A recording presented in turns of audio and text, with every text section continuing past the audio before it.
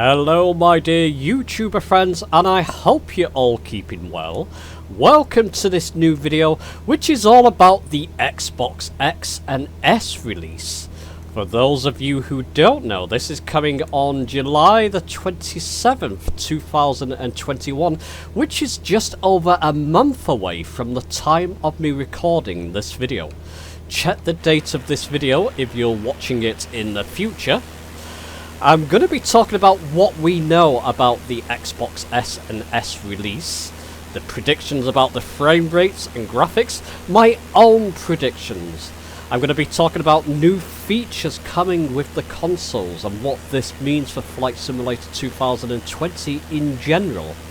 I'm going to be giving you an update on a video I made a while ago on controllers that will be available for the Xbox S and S and what this means, and hints and tips. So let's get on with this video.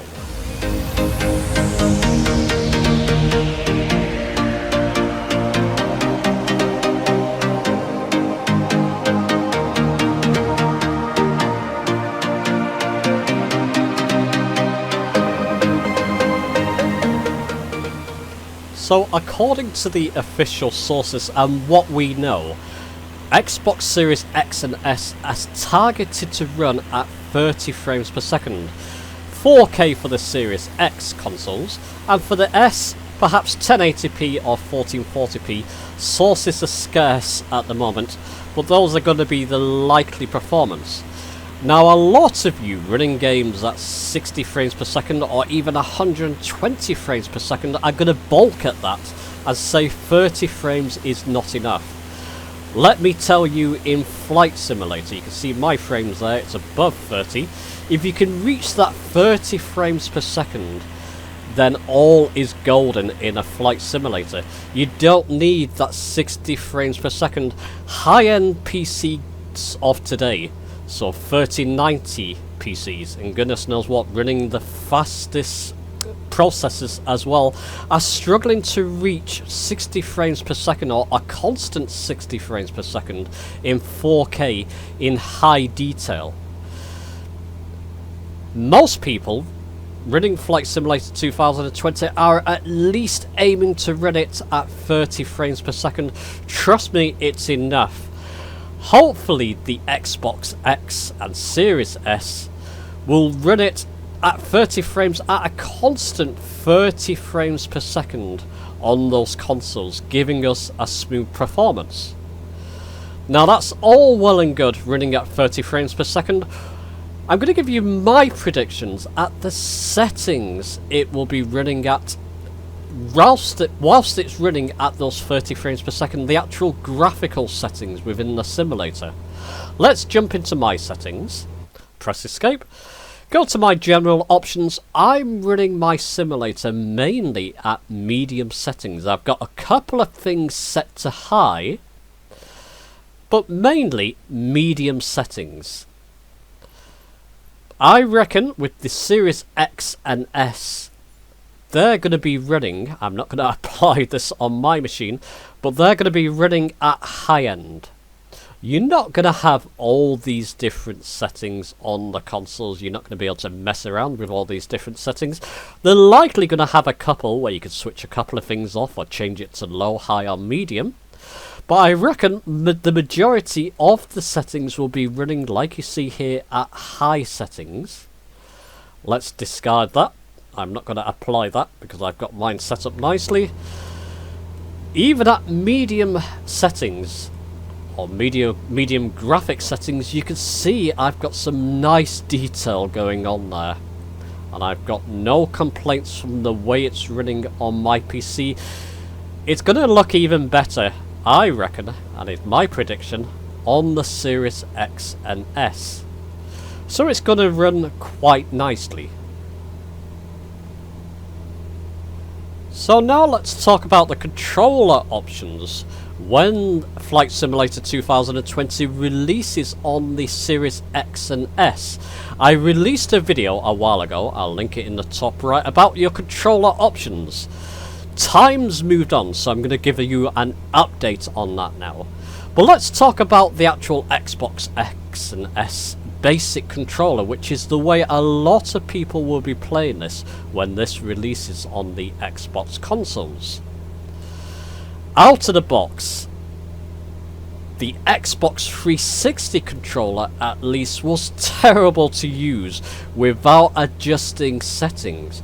I'm going to release another video I made, which seems to be quite popular at the moment, about the best way to configure your Xbox 360 controller to use with Flight Simulator 2020. I'm gonna hope when this is released on the Xbox X and S that Asobo and Microsoft adapt the basic controller, the way it works, the fluidity of it. Because if it's left at default, it's pretty terrible to use with Flight Simulator 2020 until you adjust them on some of those sensitivity settings especially, and other settings on the controller. I'm gonna hope that Asobo and Microsoft have looked at that, and if you haven't, please look at that, because it's likely to put a lot of people off if you start using it without adjusting settings or knowing how to adjust settings. Worry not, if this is your first visit to my channel, within the first couple of days of the Xbox X and S release, I'm going to release a video showing you the best way you can adjust your controller settings to give you a more enjoyable experience.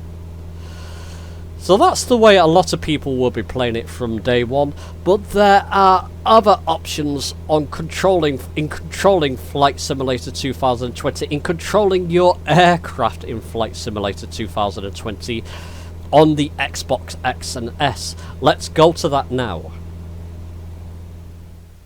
Now, in the video I linked just a few moments ago, in this video I talked about current controllers available for the Xbox consoles, like the Hotas One. I've recently just ordered myself this, and hopefully it comes and it's the correct version. It's the Hotas One and not the Hotas 4, which I already have. If you want to get one of these controllers, I want to get one because I want some kind of flight controller from day one to use on the Xbox version of Flight Simulator 2020. If you want one yourself, don't wait. These are going to become very scarce. They're quite scarce at the moment. When we get into the release window of Flight Simulator on the Xbox consoles, scalpers are going to buy these up, and you're going to be paying double for these if you want one. If you want one, buy one now.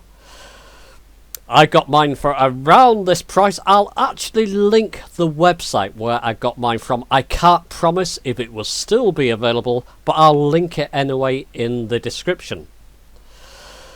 This is a good option if you like to use Hotas, and if you don't want to use the basic Xbox controller or gamepad that comes with the Xbox and you want a flight controller, then this is a good option. There's also another Hotas which is scarce and difficult to buy at the moment, which is the Ace Combat 7 Hotas. Look around, you may be able to pick one of these up. I also mentioned that Honeycomb are bringing their flight yoke and throttle quadrant and pedals, a version for the Xbox consoles. I found no more news on this at the moment, but apparently this is soon to be released, likely for the £300 to £500 mark. And we also got news that Turtle Beach are releasing the Velocity One. This is one I'm interested in. I've signed up with my email. I'll link this link in the description as well. You can sign up with your email to be notified when this is released. I'm going to try and get hold of one of this. This looks fantastic. You've even got the Cessna throttle mixture and propeller controls there on the actual throttle quadrant as well. This one I'm mightily interested in getting. So now there's a few different options, and going forward, apparently the developers are going to talk with other manufacturers of controllers, so that you'll be able to use them. possibly things like the Logitech Flight Yoke may be available to be used in Flight Simulator in the future.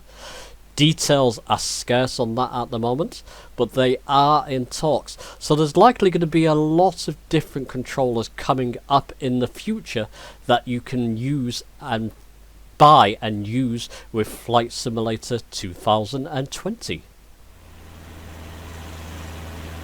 So with the release of Flight Simulator 2020 on the Xbox consoles, Asobo are introducing a few new features that are helpful for new pilots. Let me show you part of the IGN video with a developer from Asobo. Let me show you some of that footage first and then we'll come back. Absolutely. Yeah, the next thing we did is that we revamped the tutorials. We wanted to basically smoothen out the onboarding experience. We wanted to retain knowledge more. So we had 8 tutorials on the PC. Now we have 22. Oh, wow. And they're shorter, they're much more focused, and we have a performance indicator system. So basically it rates you and how you did, and you get a score. And honestly, I can speak for myself. Like, I'm totally motivated to get better and better and better. And with that, you learn more and more how you really fly. So it's been super successful, and I think it's going to help newcomers a lot. The next feature that we have is, it's called Flight Assistant, which I use a lot. It's basically, so imagine you fly over New York and you see, you want to actually just look at the landscape and look at the city, but you know eventually you want to go to Brooklyn Bridge. So on the flight instructor, you can now, flight assistance, you can now click on, go to Brooklyn Bridge, and the AI, almost like a co-pilot next to you, will fly you to the Brooklyn Bridge, and you can just look around and have an interesting time. Same with airports, which are sometimes challenging for people. Like, you can click on the airport and say, please land me at, say, Newark Airport. And then the last thing is, if you really get yourself in trouble, like you stall out the plane or something like that, you can actually now click into, you can now go and basically say recover. And it's almost like the pilot is sitting next to you. It's super helpful. I think that people will love it.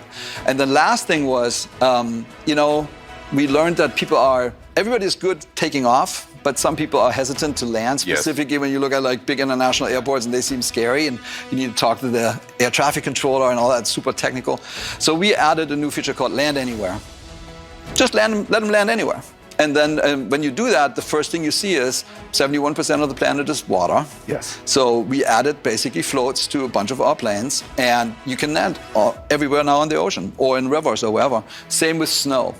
So we have skis on our planes now, and so you can go to the polar regions, mountaintops, or when it's winter, because we have winter, when it's snowing, you can now land anywhere. So I think those 5 things in combination will really make it easier for people who have never been in a flight sim, because it's, you know, we made a decision not to dumb down the flight sim. It's not easier. So what are my thoughts on these new features? If it helps new pilots, it's very welcome. I just hope it doesn't noobify the simulator too much that it becomes more like an arcade game. Of course, it's going to be up to you if you want to use some of these new features. I'm going to give them a try. 1 or 2 of them look good fun, letting the AI taking you to designated waypoints and points of interest looks quite interesting. The Land Anywhere could be interesting.